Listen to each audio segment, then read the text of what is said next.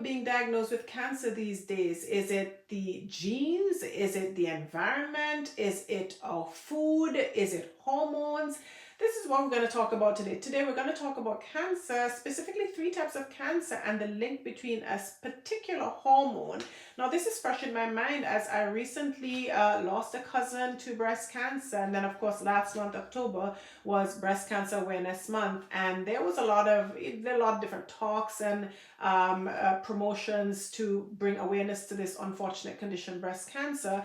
But in a lot of these sessions, I did notice that there wasn't much mention about diet and lifestyle. It's more about cure and chemotherapy and so on. And so today's video is going to really give you some tools that you can adopt for yourself to either decrease the chance of you coming down with cancer in the future, or if by chance you unfortunately were diagnosed with cancer, to help you respond to your treatments better and hopefully be able to get a cure. And this is the first of a series of videos I'm doing for my Antigua and Barbuda audience. For those of you who don't know me, I'm Dr. Amina Goodwin-Fernandez, born and bred in Antigua. I've been living in Mississippi for over 10 years, but hoping to come back to Antigua very soon to offer my services once again. So cancer, let's first talk about cancer. So cancer is an abnormal growth of cells. You have cells that grew rapidly, and somehow in that rapid growth there was a mutation, and that abnormal mutated cell is now a rogue cell that grows out of control, forms a tumor, and then also is able to spread to other parts of the body. Now interestingly about cancer, I'm going to, like I said, I think I mentioned I'm talking about three cancers, but just a background in cancer, an interesting thing that scientists have found out about cancer is that cancer cells are hungry for glucose, and they use almost only glucose as their fuel source, and they're able to metabolize glucose in a very efficient fashion compared to normal cells. Now glucose is one thing that feeds cancer, but then another thing that also stimulates the growth of cancer is insulin. Now, if you know anything about sugar and glucose and diabetes, even pre-diabetes, you know that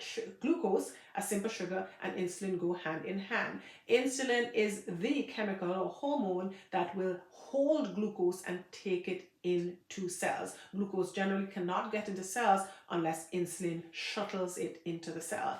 Now, for the three types of cancers, there are three types of cancers that are most strongly associated with high insulin levels. These cancers are very sensitive to insulin. Insulin triggers their growth very efficiently. All right. Now, the first one, the most insulin sensitive cancer, is found to be breast cancer, based on studies from the scientists and so on. And the interesting thing about breast cancer is that breast cancer cells have 6 times as many insulin receptors compared to normal breast tissue. Now, all tissues over the body, because all tissues use glucose, all tissues have insulin receptors. So the normal breast tissue, for example, might have a normal breast cell would have 6 insulin receptors, but then the breast cancer cell will have 36 insulin receptors, so 6 times as many insulin receptors, which means that the breast cancer cell is 6 times more sensitive to the action of insulin. What is insulin? Yes, it pushes glucose into the cell, but it's also a pro-growth hormone. It stimulates growth. It's an anabolic type of hormone. So if you have this cell, well, first of all, insulin stimulates growth, and then you have more of the receptors for insulin to bind to, so it means it's turbocharging the growth of a breast cancer cell compared to a normal breast cell.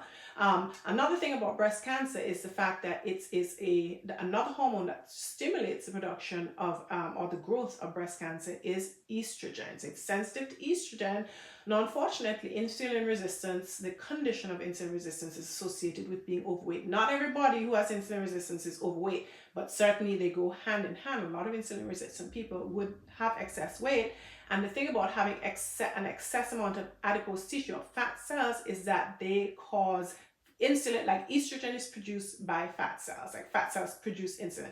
Estrogen. Estrogen is produced by the ovarian cells as well, but fat cells can also produce estrogen. So if you have an excess of fat cells, producing estrogen, it means that you have yet another hormone to stimulate the growth of breast cancer tissue. So that goes together with the whole insulin resistance situation. Insulin plus estrogen essentially turbocharging the growth of breast cancer tissue. Okay, so that's one thing. I'm going to go through afterwards what we can do to help mitigate this situation. Now, the second type of cancer that is associated with high insulin levels is, for the men, prostate cancer. Now, it is felt that prostate cancer, the first thing is that the prostate, for men in general, the prostate will get slowly bigger with age. It's just a normal aging condition. Like we women have our issues and men, you have your issues too. So benign BPH, or benign prostatic hypertrophy as it's called, is a natural part of aging in men. But it is, scientists have shown that men who are insulin resistant, meaning they have high insulin levels, they are 2 to 3 times more likely to have that enlarged prostate. And further, excuse me, men who are insulin resistant have a 250% higher chance of developing prostate cancer. So again, excuse me, yes, prostate cancer is sensitive to testosterone, the male hormone, but it's also sensitive to insulin. Insulin will promote the growth of that prostate tissue. And if you have overgrowth or too rapid growth of tissue, again, a mistake can happen, a mutation, and then that cell becomes cancerous. Now, the third cancer that has a strong association with insulin resistance or high insulin levels is colorectal cancer, colon cancer for short, that's how it's referred to. But again, colon cancer is formed from overgrowth of cancerous cells in the inner lining of the colon or rectum. And once more, insulin being the pro-growth or anabolic stimulating hormone, it stimulates growth, so it stimulates more rapid growth of those cells lining the intestine, the mucosal cells lining the lower part of the intestine. And again, because you stimulate growth of those cells, a mistake can happen, mutation, and then a cancer forms. And it is known that people who have colon cancer patients who have insulin resistance, they have worse outcomes. Unfortunately, they don't do quite as well. They are unfortunately 3 times more likely to die from colon cancer compared to those who are not insulin resistant or they don't have high insulin levels. So I said all that, and it might sound all bleak, but the good thing about insulin resistance is that it is a condition that is totally reversible. So if you think about what reversing insulin resistance means, that you have to make changes in your body so that your blood insulin levels will come down. Okay, what makes insulin go up? We alluded to that in the beginning. High glucose levels. So if you have a lot of sugar coming into your bloodstream very quickly, a lot is coming in, and it's coming in very rapidly, then that is going to cause insulin levels to go up, because insulin is like, okay, let's bring this glucose level back down, and by any means. Okay, so you're going to have insulin levels coming up. So to get insulin levels down, it means that you have to decrease how frequent and how high your glucose levels go. Usually it's going to be by how you eat. Now, I came up with a 4-step framework to reduce blood glucose levels and keep them low. All right, the 4 steps to burn more sugar. So as the sugar comes in, you can burn it off. That entails you engaging in physical activity. All right, but hey, a lot of times that might not be possible. So the second step is to eat less sugar. Now, sugar comes from carbohydrates. Carbohydrates are sugars, simple sugars that are sweet. Starches, so those are your potato, your rice, your pasta, and so on. And then fiber is also a carbohydrate, but it is not digestible. So the ones that we are concerned about are sugar and carbohydrates. Now, if you're eating less sugar, it means that you have to be very careful about where your sugar is coming from. We're specifically or especially talking about that added sugar that will be coming from your juices and drinks and sodas and snacks and candy and so on and so forth. That's eating less sugar.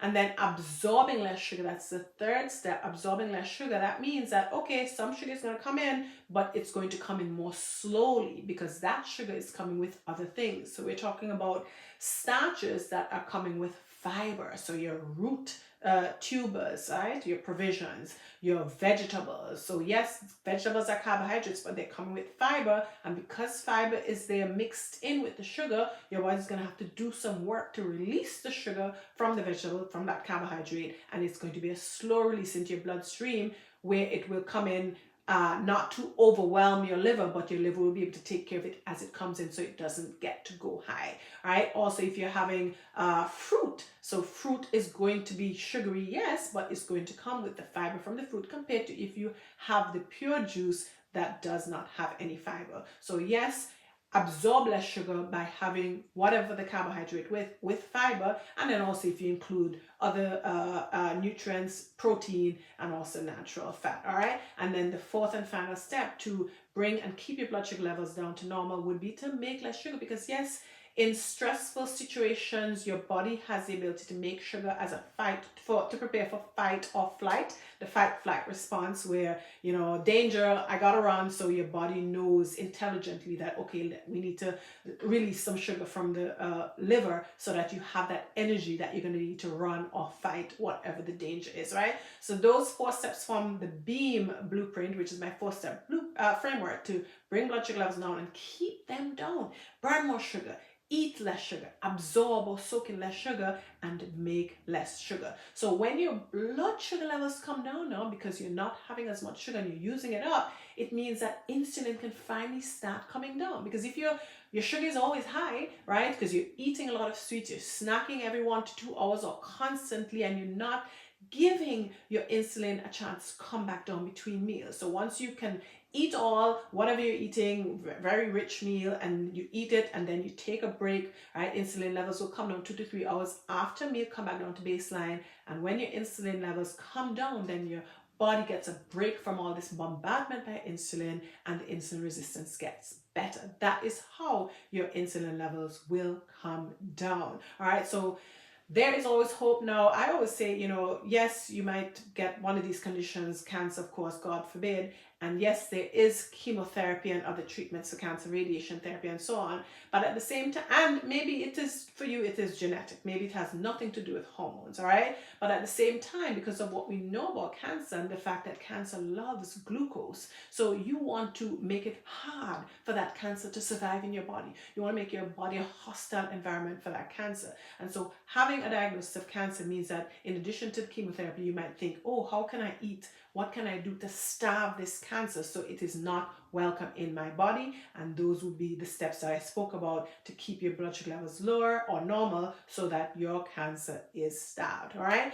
Now, one thing, and I will have to do some other videos on this, but one thing I will tell you about insulin resistance is that not everybody who has insulin resistance is diabetic. So you can't rely on measuring your blood glucose levels and saying, oh, well, my blood glucose levels are normal, so I don't have to worry that insulin resistance is my problem. No, because your insulin might be very high behind the scenes to keep your blood sugar levels normal. But that's a topic for another video. Suffice it to say that with cancer and all the people who are being diagnosed in recent times, we have to get very vigilant and very careful about our body, about insulin resistance, and make the body a hostile environment for cancer. And so I hope you all found this video helpful. Like I said, I'm going to do a bunch of videos geared to my home, my people. And if you all have any topics that you want me to cover, definitely put it in the comments. And I will see you again on the next video. Thank you for watching. And I'm just wishing all of you beaming health. And there is a lot in your power for you to get and keep good health always. Thanks for watching. Bye.